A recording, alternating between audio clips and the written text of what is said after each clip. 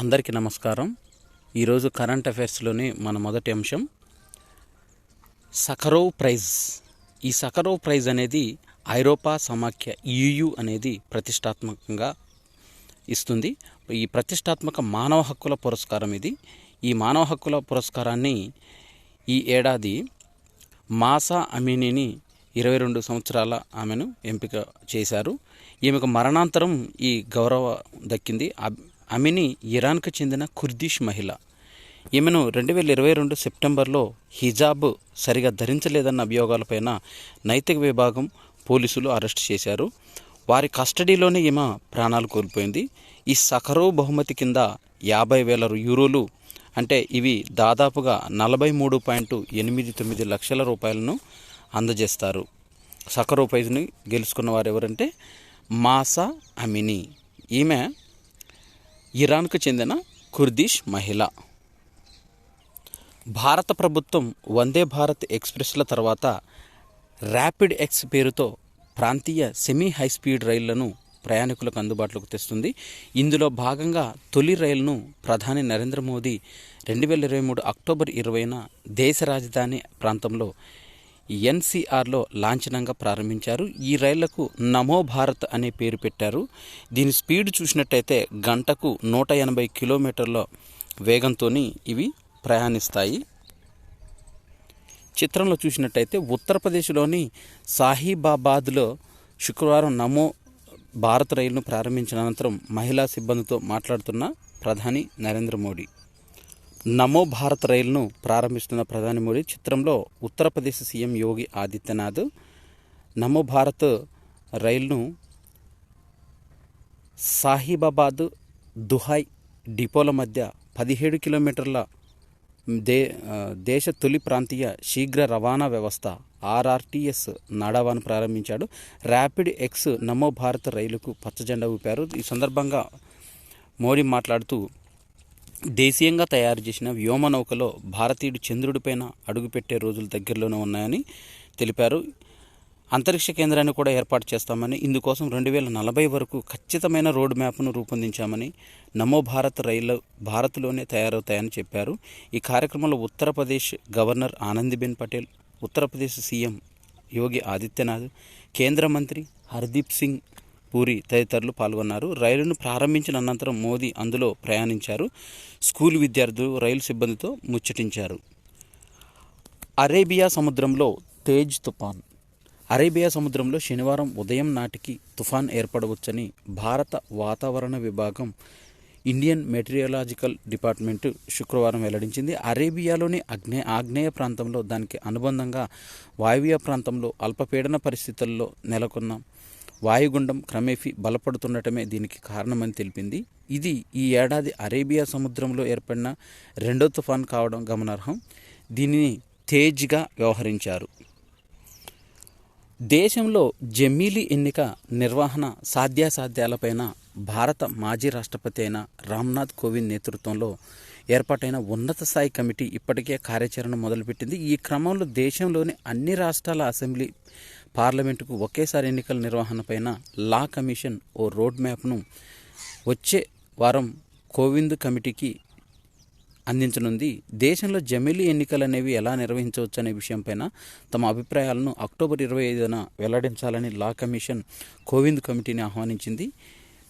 2029 నుంచి జమీలీ ఎన్నికలకు కొత్త ఫార్ములా తయారు చేస్తున్నారు. జస్టిస్ రుతురాజు అవస్థి నేతృత్వంలో లా కమిషన్ జమీలీ ఎన్నికలపైన నిర్వహణకు ఓ ఫార్ములాను రూపొందించే పనిలో నిమగ్నమై ఉంది. 2029 నుంచి లోక్సభతో పాటు అన్ని రాష్ట్రాల అసెంబ్లీ ఎన్నికలను ఏకకాలంలో నిర్వహించేలా ఓ ఫార్ములాను రూపొందిస్తున్నట్లు తెలిపారు. గగనయాన్ నేడు ప్రాజెక్టులో కీలక ప్రయోగాన్ని ప్రవేశపెట్టనున్నారు. రోదసిలో సొంతంగా వ్యోమగాములను పంపేందుకు భారత్ ప్రతిష్టాత్మకంగా చేపడుతున్న గగనయాన్ సాకారం దిశగా తొలి అడుగు పడుతుంది. భూతల పరీక్షలను పూర్తి చేసుకుని గగనతల యాత్ర దశకు ఈ కసరత్తు చేకూరుతుంది. ఇందులో భాగంగా ఒక కీలక ప్రయోగాన్ని భారత అంతరిక్ష పరిశోధన సంస్థ ఇస్రో శనివారం ఉదయం 8 గంటలకు నిర్వహిస్తుంది. Test vehicle abort machine TVD1 అనే ఈ పరీక్ష ద్వారా వ్యోమగాముల భద్రతకు సంబంధించిన వ్యవస్థను సమర్థతను విశ్లేషించనుంది. ఆంధ్రప్రదేశ్లోని శ్రీహరికోట నుంచి ఈ ప్రయోగం జరుగుతుంది. ఇందుకు కౌంట్ డౌన్ ప్రక్రియను శుక్రవారం రాత్రి 7:30 గంటలకు ప్రారంభమైంది. అసలు ఏమిటి పరీక్ష? గగనయాన్లోని భాగంగా 3 వ్యోమగాములను నేల నుంచి 400 కిలోమీటర్ల ఎత్తులోని కక్షలోకి పంపాలని ఇస్రో లక్ష్యం. 3 రోజుల తర్వాత వారిని భూమికి రప్పిస్తుంది. 2025లో ఈ యాత్ర జరిగే అవకాశం ఉంది. ఆ దిశగా కొన్ని కీలక పరిజ్ఞానాలపైన కొన్నేళ్లుగా ఇస్రో కసరత్తు చేస్తుంది. ఇప్పుడు వాటిని గగనతలంలోకి పరీక్షించనుంది. మొదటగా TVD-1 పరీక్ష నిర్వహిస్తుంది.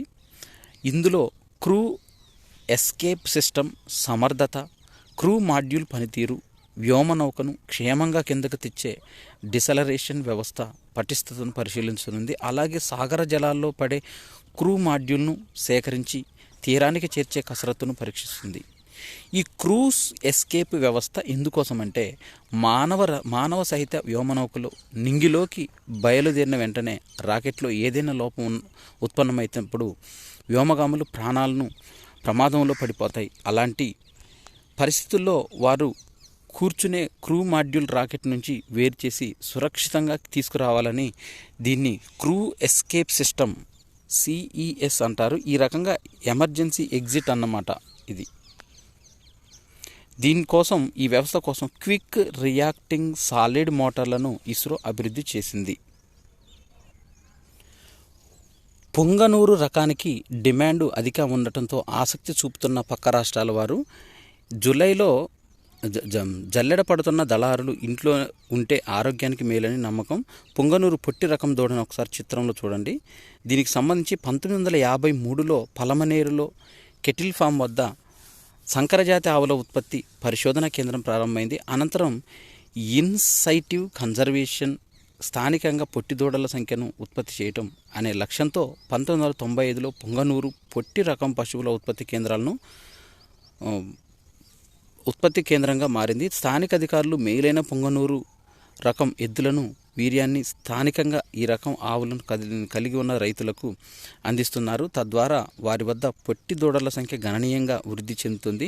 పలమనేరు సహా రాష్ట్రంలోని ఉభయ గోదావరి జిల్లాల్లో ఔత్సాహిక రైతులు ఫామ్స్లో ఈ పొట్టి రకం జాతికి ఉత్పత్తి చేస్తున్నట్టు సమాచారం.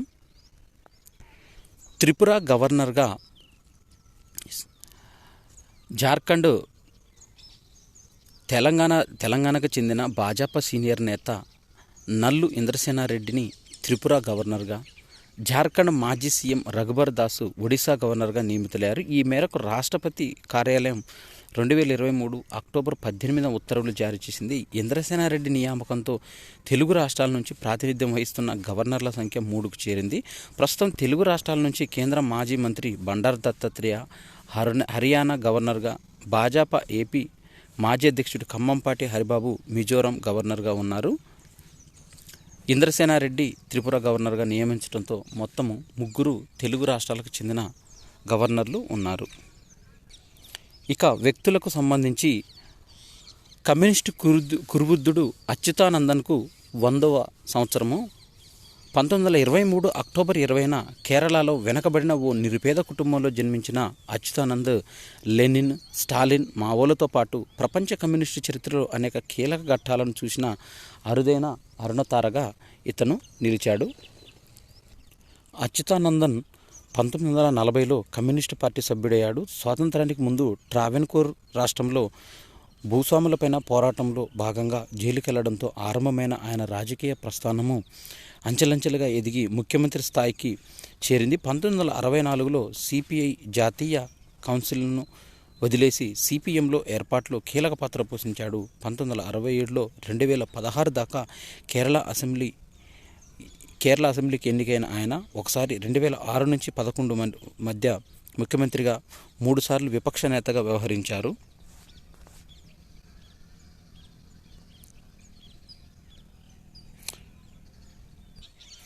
ఇక సైన్స్ అండ్ టెక్నాలజీకి సంబంధించిన అంశాలు. మధుమేహన నియంత్రణకు తోడ్పడే చౌకైన సాధనము. ఆహార పదార్థాల గ్లైసెమిక్ ఇండెక్స్ GIని గుర్తించేందుకు సహాయపడే ఒక చౌకైన సాధనాన్ని గురువారం IIT శాస్త్రవేత్తలు తయారు చేశారు. గుహవాటికి సంబంధించిన ఐఐటి శాస్త్రవేత్తలు తయారు చేశారు. ఈ పరికరం చాలా చిన్నగా కూడా ఉంటుంది, 5 నిమిషాల్లో ఫలితాన్ని అందిస్తుందని పరిశోధకులు తెలిపారు. మధుమేహ నియంత్రణకు ఆయా ఆహార పదార్థాల జిఐని తెలుసుకోవడం చాలా అవసరం. తద్వారా వాటిని తిన్నప్పుడు రక్తంలో చక్కెర స్థాయిపై ఎలాంటి ప్రభావం పడుతుందని గుర్తించవచ్చు. జిఐ ఎక్కువగా ఉన్న ఆహారం వల్ల రక్తంలో చక్కెర స్థాయి వేగంగా పెరిగి ఆ తర్వాత పడిపోతుంది. ఇలాంటి తినుబండారాలు ఇన్సులిన్ డిమాండ్ పెంచుతాయి, అంతిమంగా టైప్ 2 మధుమేహం ముప్పును పెంచుతాయి. జిఐ తక్కువగా ఉన్న ఆహారంతో గుండె జబ్బు, ఉబకాయం, క్యాన్సర్ వంటివి దరిచేరనీయకుండా కాపాడుకోవచ్చు. తాజా పరికరాన్ని బంగారు నానో రేణువులతో ఆల్ఫా అమైలేజ్ మిశ్రమం చేయడం ద్వారా తయారు చేస్తారు.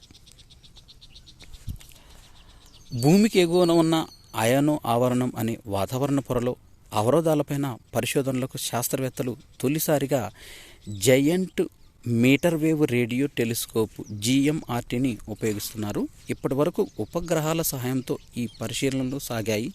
టెలిస్కోప్ సహాయంతో పరిశోధనలు చేయటం వల్ల అయానో ఆవరణం గురించి మెరుగైన అవగాహన ఏర్పడుతుందని శాస్త్రవేత్తలు తెలిపారు.